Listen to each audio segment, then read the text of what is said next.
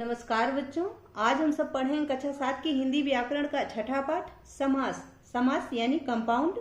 समास का अर्थ होता है शब्दों को छोटा करना या संक्षिप्त करना। यानी जब हम किसी शब्द को छोटा कर देते हैं या संक्षिप्त कर देते हैं और नए शब्द का निर्माण होता है तो उसे समास कहते हैं, कंपाउंड कहते हैं। पिछले अध्याय में शब्द निर्माण की प्रक्रिया के अंतर्गत हमने पढ़ा कि समास विधि से भी शब्दों का निर्माण होता है। यानी पिछला जो पाठ हमने पढ़ा था उसमें हमने यह पढ़ा कि समास के द्वारा भी शब्दों का निर्माण होता है। इस अध्याय में हम समास के बारे में विस्तार से जानेंगे। यानी इस पाठ में हम समास के विषय में विस्तार से पढ़ेंगे, अच्छे से समझेंगे। इन चित्रों को देखिए, यानी जो चित्र छपे हुए हैं इनको देखिए। देश के लिए भक्ति यानी देशभक्ति, राम और लक्ष्मण, राम लक्ष्मण, ये समास की वजह से ही छोटा हो गया है।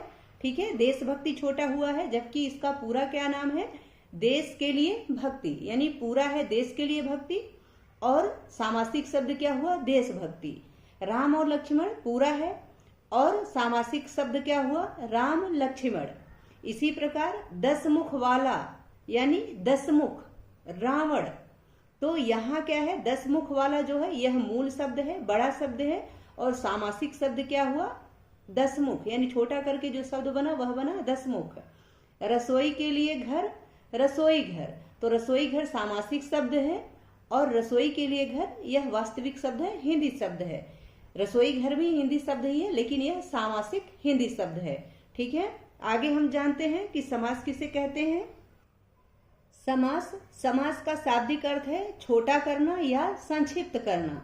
जैसे गंगा का जल, गंगा जल, तो यहाँ गंगा का जल को छोटा करके क्या लिखा गया, गंगा जल, तो यह सामासिक पद हो गया, सामासिक शब्द हो गया। जेब के लिए खर्च, जेब खर्च, तो जेब खर्च यह सामासिक शब्द है और वास्तविक शब्द क्या है, जेब के लिए खर्च। अतः हम कह सकते हैं, यानी हम समास की परिभाषा इस प्रकार दे सकते हैं कि 2 या 2 से अधिक शब्दों को मिलाकर संक्षिप्त कर नया शब्द बनाने की प्रक्रिया को समास कहते हैं। यानी 2 या 2 से अधिक शब्दों को मिला करके उनको छोटा करके नया शब्द जब हम बनाते हैं तो इस प्रक्रिया को समास कहते हैं। इस प्रक्रिया द्वारा जो नए शब्द बनते हैं वे समस्त पद कहलाते हैं। यानी जो नया शब्द बनता है उसको समस्त पद कहा जाता है। जैसे ये रसोई घर, रसोई घर जब बना, रसोई के लिए घर, यह वास्तविक शब्द है। और जब रसोई घर बना, सामासिक शब्द रसोई घर बना, तो यह नया शब्द बना। ठीक है, इसे समस्त पद कहते हैं। रसोई घर को क्या कहेंगे, समस्त पद कहेंगे। ठीक है, समस्त पद का पहला पद यानी पूर्व पद, पहले पद को क्या कहते हैं, पूर्व पद, तथा दूसरा पद उत्तर पद कहलाता है। पहला पद जो होता है उसे पूर्व पद कहते हैं और जो दूसरा पद होता है उसे उत्तर पद कहते हैं। ठीक है, ये सामासिक भाषा है। समास में पहले पद को यानी रसोई को पूर्व पद कहेंगे और घर को उत्तर पद कहेंगे। ठीक है, समस्त पद को पुनः पहले की स्थिति में लाने की प्रक्रिया को समास विग्रह कहा जाता है। यानी जो नया, जो सामासिक शब्द है उसको यदि हम पहले की स्थिति में लाएं, रसोई घर आपको दिया गया हो और कहा जाए कि समास विग्रह कीजिए, तो लिखा जाएगा रसोई के लिए घर, तो इसे क्या कहेंगे, समास विग्रह। इसे क्या कहेंगे, वापस उसी रूप में लाना जो उसका वास्तविक रूप है, इसे सामासिक विग्रह कहते हैं, इसे समास विग्रह कहा जाता है। ठीक है, इस पूरी प्रक्रिया को उदाहरण से समझे। यानी जो पूरी प्रक्रिया है समास बनने की और सामासिक पदों की, उसको हम उदाहरण से समझते हैं। घोड़े पर सवार, घुड़सवार, यह घुड़सवार जो है यह समस्त पद है। इसमें घोड़ा पूर्व पद है, जो घुड़सवार है इसमें घोड़ा पूर्व पद है यानी पहला पद है, और सवार उत्तर पद है यानी दूसरा पद है। और घुड़सवार का विग्रह होगा घोड़े पर सवार, जो घोड़े पर सवार है यह क्या हुआ, समास का विग्रह हुआ, यानी पूर्व रूप हुआ, पहले का रूप हुआ, वास्तविक रूप जो था वह था घोड़े पर सवार, तो इसको समासिक विग्रह कहते हैं, समास विग्रह कहते हैं। और घुड़सवार समस्त पद कहलाता है, घोड़ा पूर्व पद कहलाएगा और सवार उत्तर पद कहलाएगा। पहले पद को पूर्व पद कहते हैं, दूसरे पद को उत्तर पद कहते हैं। ठीक है, आगे है समास के भेद, काइंड्स ऑफ कंपाउंड। समास के 6 भेद माने जाते हैं, यानी समास के 6 भेद होते हैं। पहला अव्ययी भाव समास, दूसरा तत्पुरुष समास, तीसरा कर्मधारय समास, चौथा द्विगु समास, पांचवा द्वंद्व समास और छठा बहुव्रीहि समास।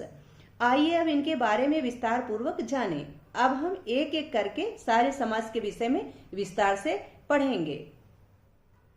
पहला है अव्ययी भाव समास यानी एडवर्बियल कंपाउंड। तो पहले हम इसके बारे में जान लेते हैं कि अव्ययी भाव समास क्या होता है। जिस समस्त पद का पहला पद अव्यय हो तथा वही प्रधान भी हो और समस्त पद भी अव्यय का काम करे, वह अव्ययी भाव समास कहलाता है। तो आपको पता है अव्यय किसे कहते हैं। अव्यय वह होता है जो कभी भी बदलता नहीं है, यानी जिसका रूप नहीं बदलता है, वह जैसे पहले था वैसे अब भी है और वैसे आगे भी रहेगा, तो वह अव्यय होता है। अव्यय में कोई परिवर्तन नहीं होता है। तो बताया जा रहा है कि अव्ययी भाव में पहला पद अव्यय होता है और वही प्रधान भी होता है, यानी पहला पद ही प्रधान भी होता है और समस्त पद अव्यय का काम करता है, यानी जो पूरा पद होता है वह भी अव्यय का ही काम करता है। वह समास अव्ययी भाव समास कहलाता है। उदाहरण देख लेते हैं। समस्त पद, यहाँ विग्रह दिया गया है, समस्त पद तथा विग्रह। तो आजीवन, आजीवन क्या है, यह समस्त पद है अव्ययी भाव समास का और इसका विग्रह होता है जीवन भर। तो आजीवन में आ जो है यह अव्यय है। यहाँ भी आ रहेगा, आगे कहीं भी रहेगा तो आ ही रहेगा, इसलिए यह क्या हुआ, अव्ययी भाव समास हुआ। यथाशक्ति, यथाशक्ति में यथा जो है यह अव्यय पद है, ठीक है, और यही प्रधान भी है। चाहे यथाशक्ति हो, यथा इच्छा हो, यथा सामर्थ्य हो, कुछ भी हो, यथा यथा ही रहेगा, यह कभी बदलेगा नहीं, इसलिए यह अव्यय है और अव्ययी भाव समास है इसमें, ठीक है। इसका विग्रह क्या होता है, शक्ति के अनुसार। आगे है इसी प्रकार आजन्म यानी जन्म से लेकर के, यहाँ भी आ जो है अव्यय है और यह प्रधान है, ठीक है। प्रतिदिन, प्रतिदिन का अर्थ होता है दिन दिन यानी हर दिन। तो यहाँ प्रति अव्यय है और यह प्रधान भी है और पूरा पद अव्यय की तरह काम कर रहा है, ठीक है। भर पेट यानी पेट भर कर, यहाँ भी भर जो है यह अव्यय पद है, ठीक है, और यह प्रधान भी है, ठीक है। आगे है प्रत्येक, प्रत्येक में प्र जो है यह क्या है, अव्यय है। प्रत्येक का अर्थ होता है एक एक, विग्रह क्या है, एक एक। जैसे प्रत्येक आदमी को खाना दो तो एक एक आदमी को खाना दो, तो यह क्या हुआ, यह इसका विग्रह हुआ एक एक, और प्रत्येक यह समस्त पद हुआ, समस्त पद यानी नया बना हुआ पद, ठीक है। तो इसमें तत्पुरुष, इसमें अव्ययी भाव समास होता है। इसमें कौन सा समास होता है, अव्ययी भाव समास होता है, क्योंकि इसमें अव्यय होता है। पहला पद इसका क्या होता है, अव्यय होता है और वही प्रधान भी होता है। तो अव्ययी भाव का पहचान यही है, जो अव्ययी भाव समास होते हैं इनकी पहचान यही है कि इसके जो पहले पद होते हैं वे अव्यय होते हैं, वे कभी नष्ट होने वाले नहीं होते हैं, बदलने वाले नहीं होते हैं। आगे हम दूसरा देखते हैं, तत्पुरुष समास यानी डिटर्मिनेटिव कंपाउंड।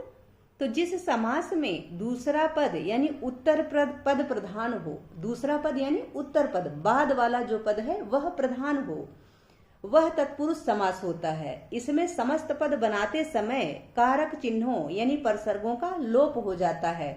तो जो तत्पुरुष समास होते हैं उसमें बाद वाला पद यानी उत्तर पद प्रधान होता है, मुख्य होता है, मेन होता है, और वह तत्पुरुष, वही तत्पुरुष समास होता है। इसमें समस्त पद बनाते समय यानी जब हम पूरा पद बनाते हैं तो कारक चिन्ह जो लगे होते हैं, परसर्ग जो लगे होते हैं, उनका लोप हो जाता है, यानी वे छिप जाते हैं।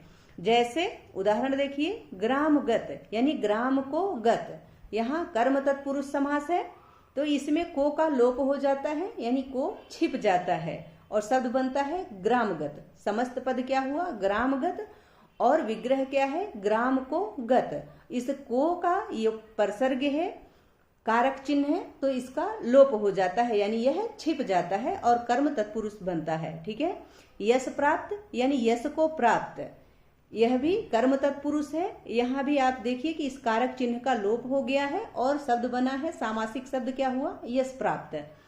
आगे है रेखांकित, रेखा से अंकित, यह करण तत्पुरुष है। दूसरा है तुलसी कृत यानी तुलसी द्वारा कृत, यह करण तत्पुरुष है, यानी ये दोनों भी करण तत्पुरुष हैं।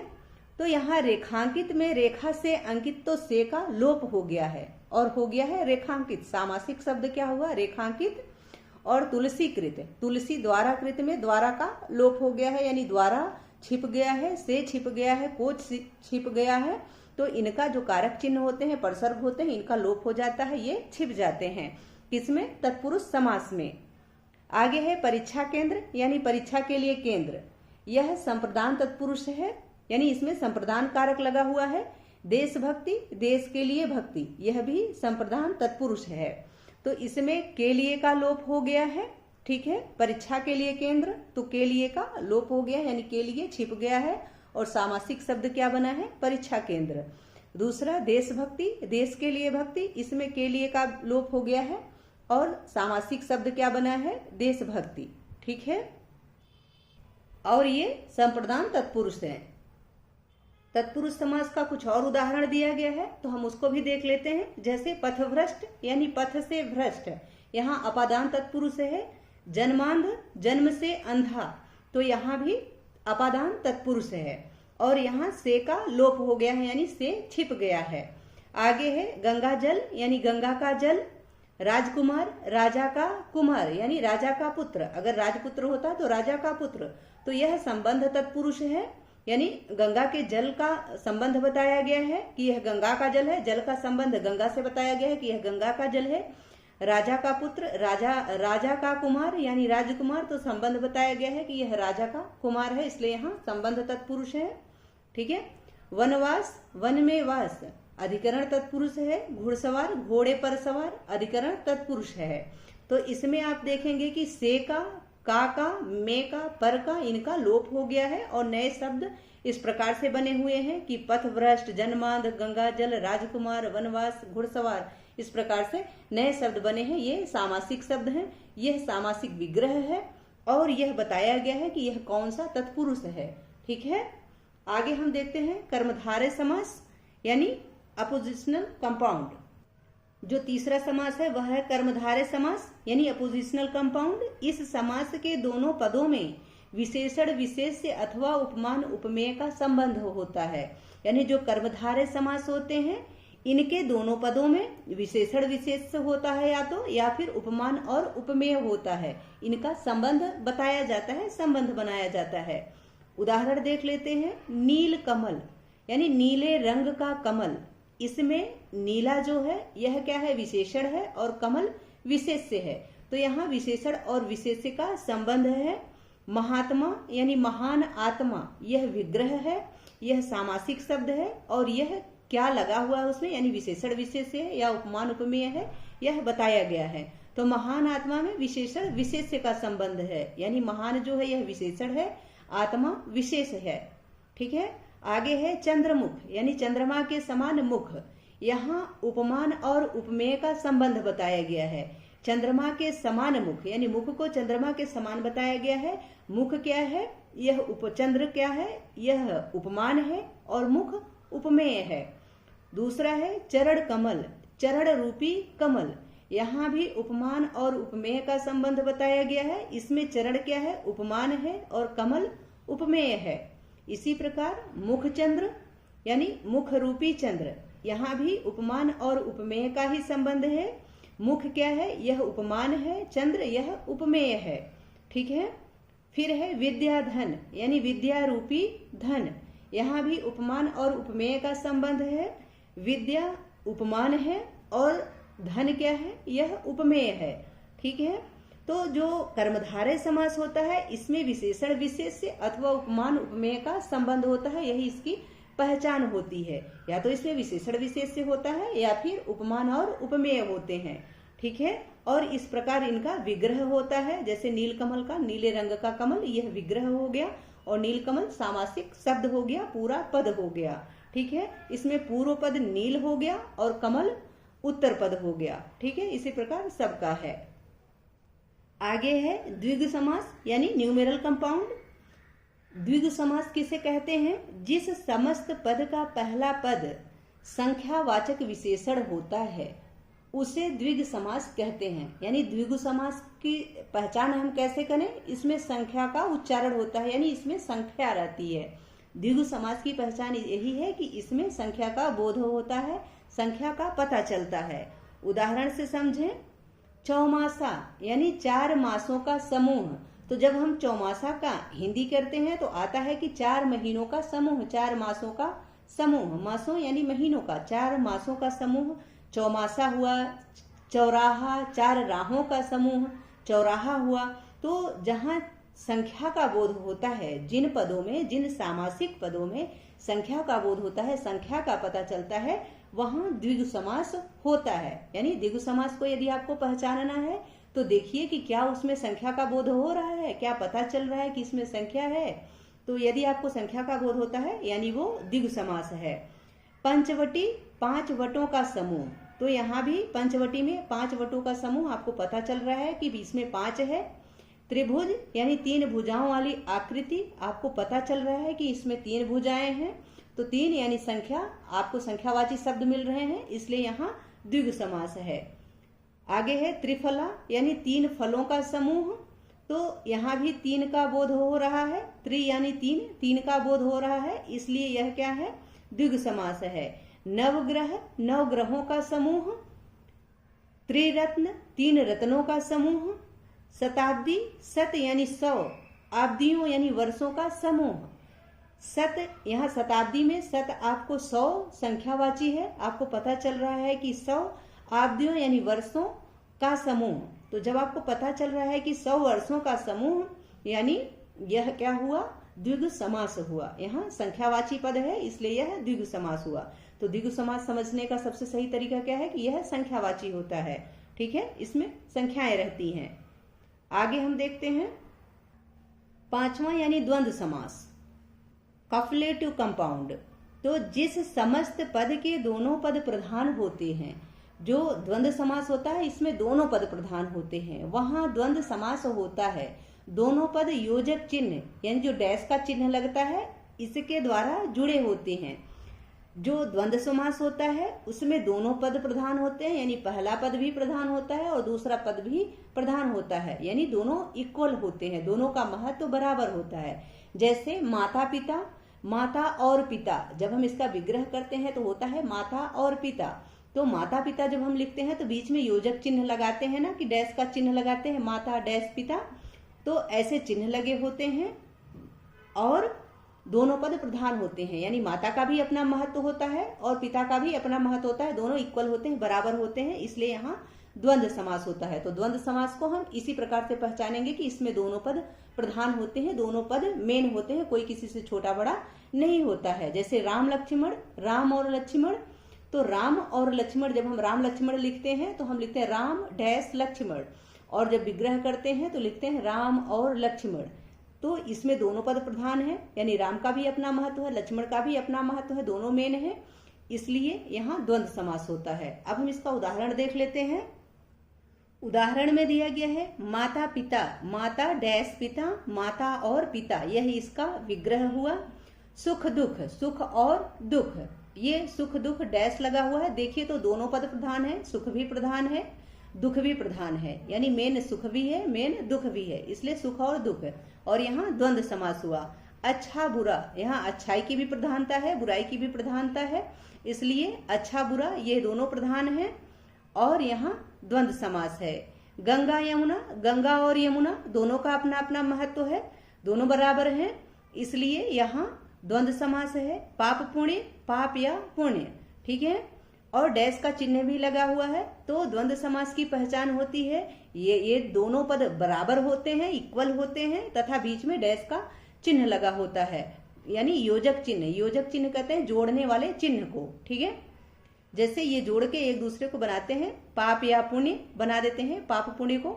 सुख दुख, सुख और दुख, बच्चे बूढ़े, बच्चे एवं बूढ़े, दाल रोटी, दाल और रोटी, तो ये क्या हुए, योजक चिन्हों से जुड़े हुए हैं, ठीक है, और यह द्वंद्व समास है। आगे हम छठा समास देखते हैं, बहुव्रीहि समास, एट्रीब्यूटिव कंपाउंड। जिस समस्त पद का अर्थ उसके दोनों पदों के अर्थ से अलग निकले उसे बहुव्रीहि समास कहते हैं। बहुव्रीहि समास की पहचान यह होती है कि इसका ना तो पहला पद यानी पूर्व पद प्रधान होता है, ना ही उत्तर पद यानी दूसरा पद प्रधान होता है, बल्कि अन्य पद प्रधान होता है। यानी एक तीसरा पद निकल के आता है, वह प्रधान होता है, उसकी प्रधानता रहती है। उदाहरण देख लेते हैं। नीलकंठ, यानी नीलकंठ में ना तो नील प्रधान है, ना ही कंठ प्रधान है, बल्कि इसका एक अलग अर्थ निकल के आ रहा है। नीला कंठ है जिसका, अर्थात शिव।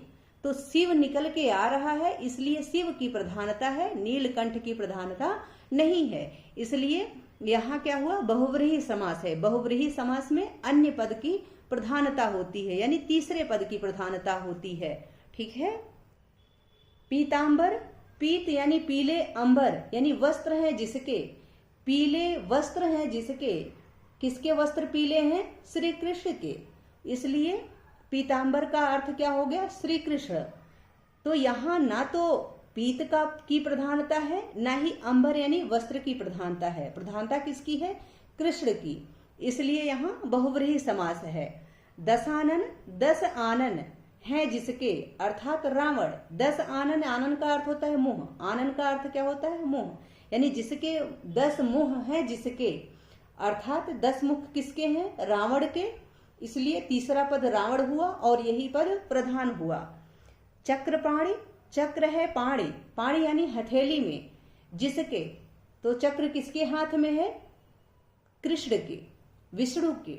तो जब कृष्ण के हाथ में चक्र है तो मुख्य क्या हुआ, कृष्ण, मेन क्या हुआ, कृष्ण, यानी प्रधान पद क्या हुआ, कृष्ण, इसलिए यहाँ बहुव्रीहि समास है और इसमें अन्य पद की प्रधानता है।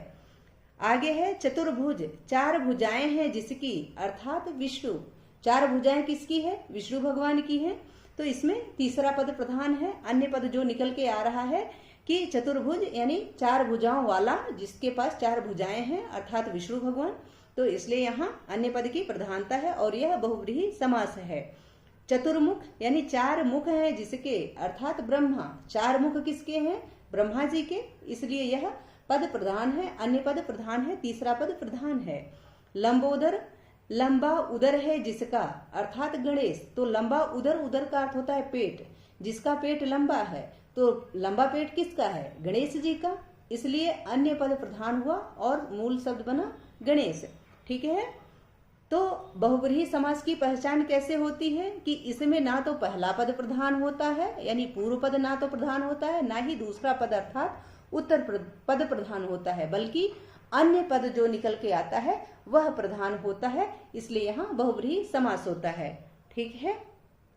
आगे है ध्यान रहे, यानी ध्यान देने योग्य बात। तो आप इसको ध्यान रखें कि कर्मधारय और बहुव्रीहि समास में अंतर, कर्मधारय समास में और बहुव्रीहि समास में क्या अंतर होता है, इसको आप यहाँ से समझें।